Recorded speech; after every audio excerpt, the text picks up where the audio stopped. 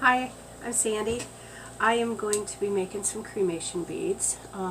If you've never seen one, let me pull one out of the kiln that I just had made.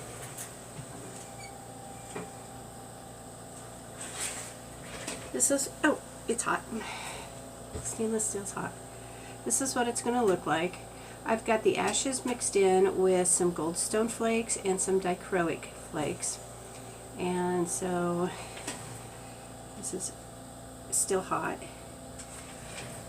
I like to mix them, mix the ashes with the goldstone, and the dichroic comes in a tube like this, because it takes the attention away from the ashes. So some people kind of get a little creeped out about that. That way they're really not going to know that they're cremation ashes unless you tell them. This happens to be a close friend of mine. I got to know this gentleman really pretty good over the last year before he died. So I thought this way, if I do it on YouTube versus a Facebook Live, a lot of people learn on Facebook, and so this way they can share it with their family and review it, and it makes it a little more special. I am using 104 glass. I'm going to just make a blue one, blue base. I've got some clear rod to encase it. And then I've got the ashes mixed in with the goldstone and the dichroic.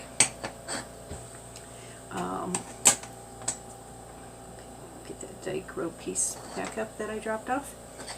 So let's get started. I'm using an oxygen concentrator, my minor torch, LP gas that's outside, and it's flowing about 5 LPM. It doesn't take hardly any gas.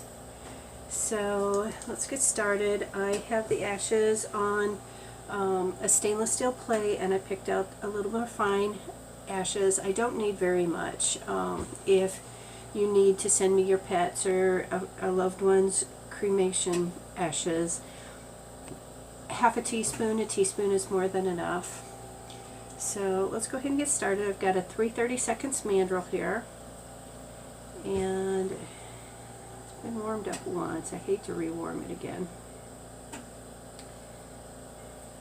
I've got a lens in front of me here that cuts out the soda flare, and I've also got one on my iPad there so that you can see a little easier.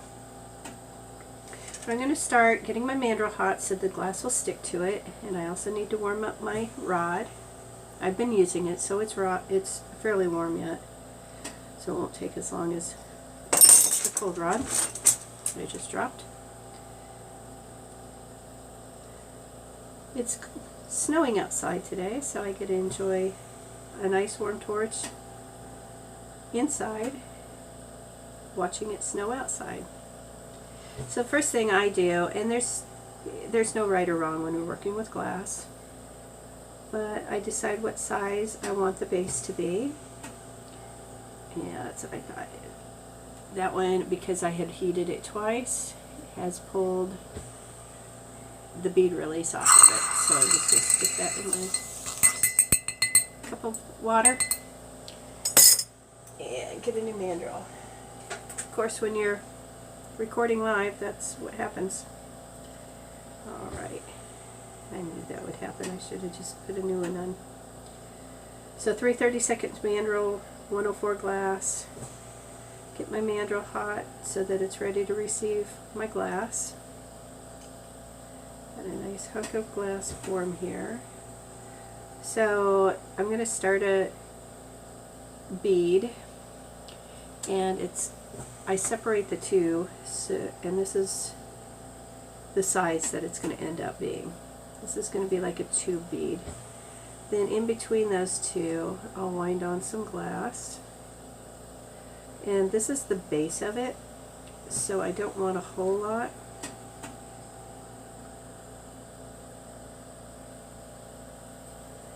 And I'm also going to move my ashes down now so you see what they look like. And get my tube. It doesn't need to be real big because I'm going to encase this. So I'm going to get that on.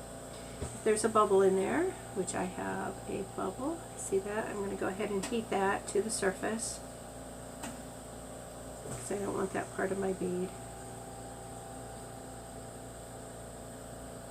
So I just get it hot, air rises to the surface until it pops, and then I'll just melt that until it closes in on itself. I want to pay attention because if I start with a bad bead, I'll end with a bad bead.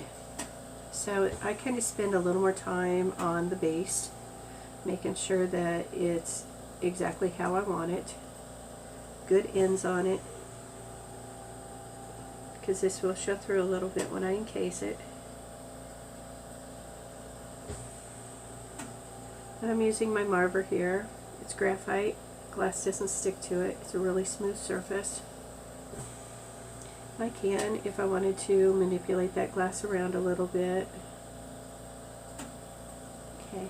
You'll also notice that I've tapered the ends. That will make it easier to encase in the long run when I'm ready to encase it. Add just a little bit more here to smooth that out.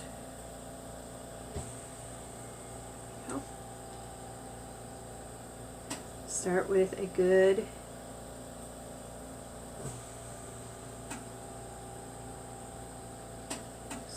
base, you'll end with a good base. Okay.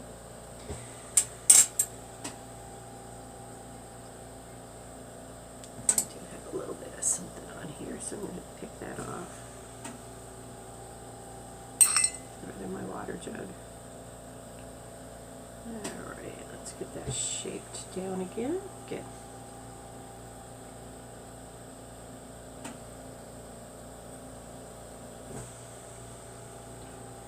Okay, so I've got a nice base for my bead. Now I got to get it fairly hot as I roll. Get my hand positioned. This glass, when it's molten, is about 1800 degrees, so I don't want my hand anywhere near it as I roll the ashes onto it. Okay, here we go. I kind of roll in a diagonal across that stripe that I have. And I've picked up a little bit of the ashes, I've picked up some of the goldstone and some of the dichro. I'm going to start introducing it into the flame far back. And that's going to deoxidize some of the ashes, and it'll melt some of the goldstone a little bit. And now I want to keep it fairly cool, but yet in the heat. If I would just let this sit out of the heat and introduce it back into the flame again, it would crack and shatter. So now I'm getting my clear rod warmed up, and I'm going to encase this. I do the spiral encasing. So I'm going to start at the end. I'm keeping my clear rod in the flame and my bead just under the flame.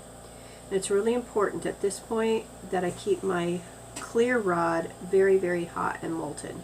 If I don't and I try to force wrapping this onto the bead, I'm going to catch air bubbles in there, and you're going to see a stripe of air bubble. I'm also kind of tilting it a little bit, so I've got more of the glass going on towards my mandrel hand, and then a little thinner area on my glass hand. And as I go through and I overlap that, I have glass already down that I'm overlapping with a little bit thicker glass. Okay, when I come to the end, I'm going to do a couple spirals around to even that up as a nice ending, nice tube. I'm going to melt this in, and I can use my marver to kind of assist with that. Make sure my ends are nice and flat. And then I need to go back on my beginning end and finish that in.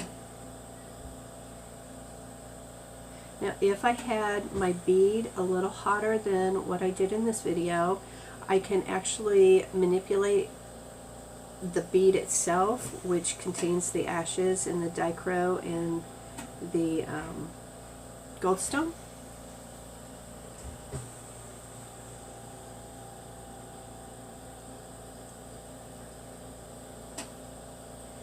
I'm going to go back through with just a little bit more glass on this end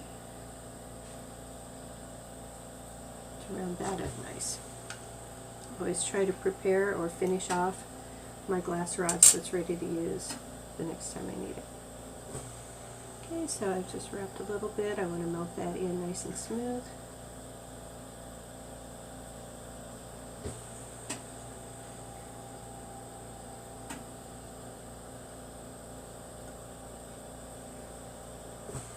Okay, looks good. This is a very pretty one. This will end up cooling down a little cooler than what you're seeing it on the camera right now.